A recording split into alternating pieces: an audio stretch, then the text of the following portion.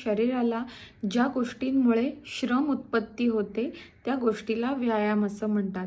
तर ही श्रम उत्पत्ती फक्त सुयोग्य असावी, वेडीवाकडी नसावी. आता व्यायामाचे काय काय फायदे आहेत, तर लाघव म्हणजे आपल्याला व्यायाम केल्यावर हलकं हलकं वाटायला लागतं, काम करण्याची ताकद वाढते, आपला स्टॅमिना वाढतो. बऱ्याच स्थूल व्यक्तींची किंवा जे अजिबात व्यायाम करत नाहीत अशा व्यक्तींच्या स्नायूंची ताकद कमी झालेली असते, त्यामुळे त्यांना थकवा आलेला असतो.